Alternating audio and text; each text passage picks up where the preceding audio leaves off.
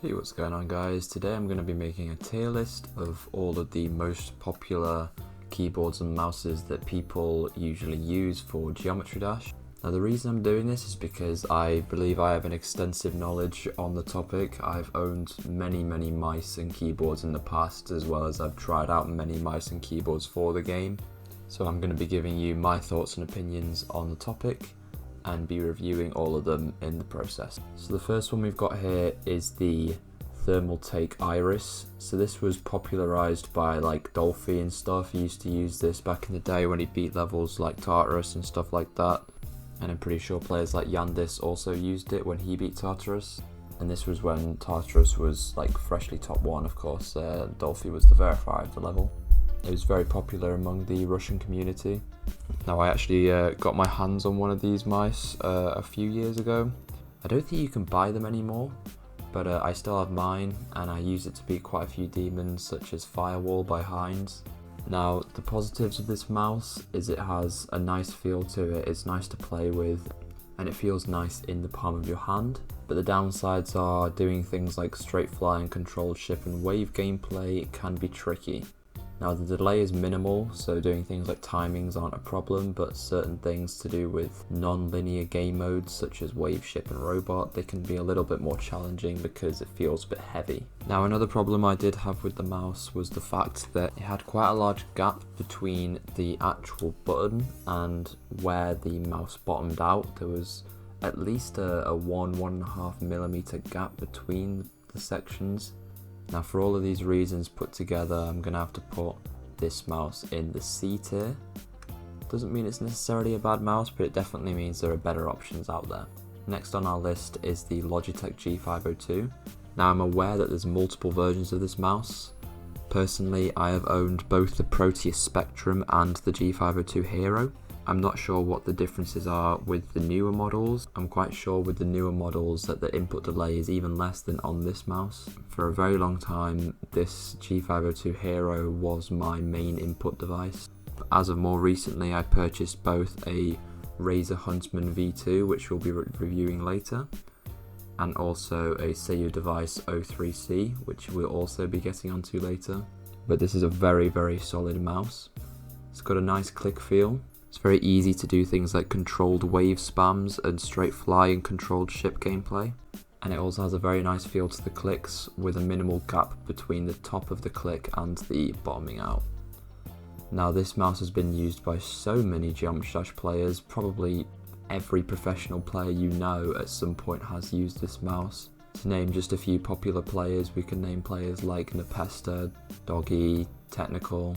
I mean, the list goes on. I mean, even players like Dorami, you know, some of the top players and even the most popular players in terms of sub count have all used this mouse at one point or another, or still use it to this day. For all these reasons, plus my own personal experience with the mouse, it's an easy S tier. Next on the list we have blue keyboard switches. Now the reason I've added all the different types of keyboard switches to this is because some are better than others for Geometry Dash. Now personally, I have owned a keyboard with blue switches and honestly it was absolutely horrendous for Geometry Dash. Now this keyboard had Cherry MX blue switches, obviously Cherry being one of the most famous and renowned keyboard switch producers in the gaming industry, and I do like the blue switches for a lot of other games. However, for Geometry Dash, due to the strange clickiness and odd feel whilst playing levels and having to do controlled gameplay, as well as it also having a certain amount of delay between each key press, unfortunately the Cherry MX Blue or other blue switch is going in the F tier.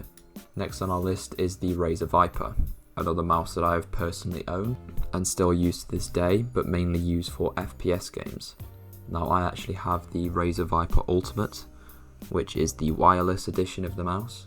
It doesn't have any sort of difference when it comes to the actual switches. That the only difference between this Viper and another is the Viper Mini, which has different switches, which I've also used to play Geometry Dash. However, the difference is not too noticeable. Now the Razer Viper Ultimate's clicks do feel slightly mushy, however they do have the benefit of being activated by a laser, What this means is that no matter what, your mouse will never have double clicking issues. Now, I mentioned in a recent community post on my alt channel that I was having double clicking issues with my G502. Now, this just so happened to coincide with my purchase of the Sayo Device O3C, so it was perfect timing really, but unfortunately I have now lost my G502 to a double clicking issue. Now, in my opinion, the Razer Viper could be a top mouse, however due to the mushiness of the clicks it makes it difficult to do things like spams. So for this reason, I'm going to put it in the B tier. Not to mention, it also doesn't feel too nice when clicking the mouse, but overall it's a solid pick. Next up, we have the red switches. Now, red switches are what the Sayo Device O3C and also the Razer Huntsman V2 both use, as well as you can also purchase the Corsair K70 with red switches. Now, these switches are the linear variant, blue being the clicky variant, and I personally believe these switches are by far the best for Geometry Dash. Even just standard red switches are a solid pick for playing Geometry Dash, and far superior to their blue counterpart. Now, it's not a top pick by any means, it's definitely difficult to do things like ship control and wave control. However, overall I'm going to put it in the C tier, because it's far superior to the blue switch. Next up are the brown switches, which are the tactile variant.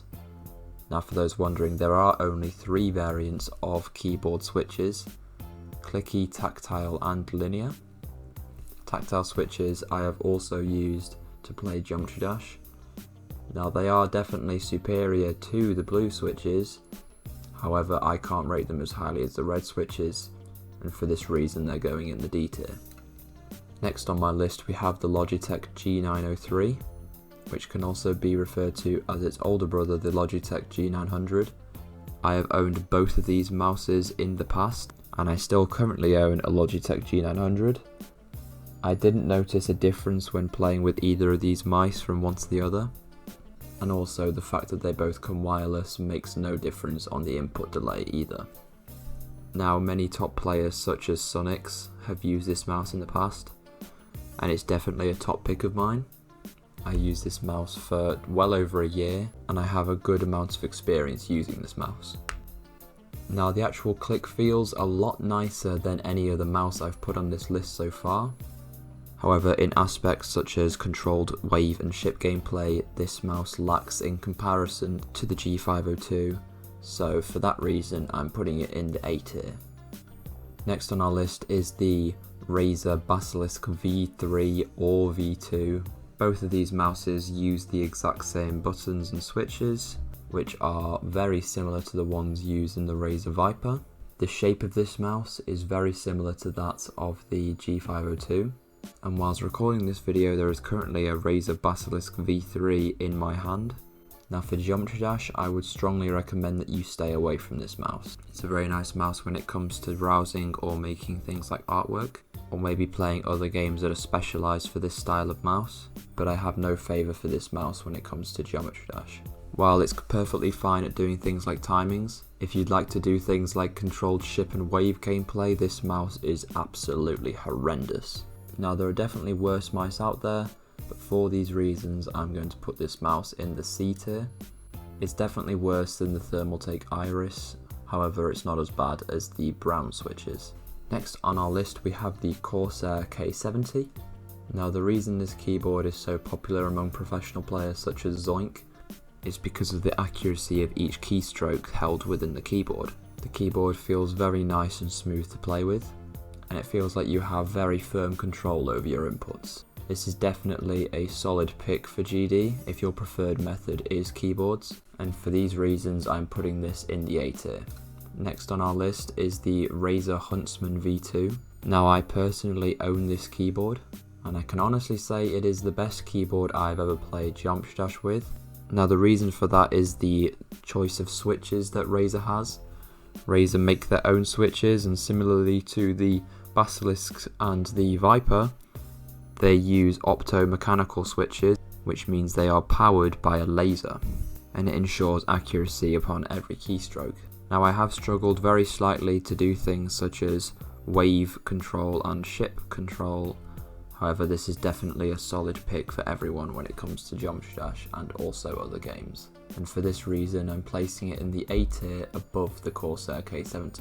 Next on our list is the Logitech G203. I have owned both this mouse and its wireless counterpart, the Logitech G305. Now, while both mice feel very nice to play with, having nice comfortable switches with very satisfying clicks, and have been used by professional players like Nswish, I can't recommend these mice because they have such a light gravity when doing ship and wave control. Now, if you're familiar with how different input devices feel, you'll understand what I mean by this. But what I mean is you'll do a very small click and your wave or ship will go very high. It makes it very difficult to do things like wave and ship controlled gameplay. Now, this is similar to how the G502 performs, however that has a much better calibration. Now, for these reasons, with the mouse being so difficult to play with, I can't rate it any higher than the D tier. This doesn't mean it's a bad mouse, however. It's an amazing budget mouse for almost all games. I just can't recommend it for Geometry Dash. Next on my list, I've chosen a standard office mouse. Now, I think we all know where this is going. Of course, I'm placing this immediately in the F tier. Now, I have seen some difficult feats achieved using a standard office mouse, such as Terrace 700's completion of Phobos, as well as other extreme demons. However, these mice carry a very high input delay with very high delay between clicks, and are absolutely awful for playing precise input games like Geometry Dash. And of course, for this reason, I have already thrown it in the F tier, right at the very bottom. Getting to the bottom of the list now, I'm going to review the Wooting keyboard before my last review. Now, what's special about these keyboards is they have full actuation detection with each key press, similar to a controller trigger. Now, what this means for GD is very precise wave and ship control, and for this reason I'm also going to put this keyboard in the A tier. Now, in my opinion, this isn't much better than either of the other two keyboards. These are all three amazing keyboards, which is why they're all in the A tier, but none of them compare to the last thing on my list. Now, the last thing on my list is the aforementioned Seio Device O3C. Now, this is a device typically used for OSU gameplay, and like the Wooting keyboards, it has a full actuation on each key press. However, what's so special about this device is you can customize to the nearest 0.05 of a millisecond of both the actuation and deactuation of the key. This essentially means you can make the device play exactly how you want it to, and it gives you complete control over your gameplay. Now, I've been using this device for a short while now. In my opinion, it is better than the G502, and for these reasons I'm placing it above. In my opinion, this is the best device to play Geometry Dash with, not to mention the fact that it costs less than almost everything else on this list. Now, we've seen many pro players recently converting to this. The first player I saw using this device was Yandis for his completions of both Slaughterhouse and Acheron, but I've also seen players like Lord Vadercraft start to use this as well. If you're in the market for a new input device for Geometry Dash, I couldn't recommend anything more. Now, I am noticing there's something missing from our tier list here, which is a controller. Now, many popular players such as Eric Van Wilderman, Brandon Larkin and also Kermal have been known to use controllers. Now, many incredibly hard things have been beaten on a controller. Levels such as Coereta and Cognition have been beaten on a controller. However, the primary button for a controller is the one as is on this controller, the A button. Now, the reason this is not optimal is because the thumb is not as fast or precise as the index finger, plus no wrist muscles can properly be used. This means you will never be as good as on a controller as you would be on something that uses your index finger.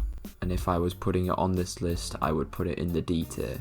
Now, I hope you all enjoyed this video. If you have any difference of opinion to me, please leave it in the description below and we can have a debate about it. But that's all from me, so thank you for watching.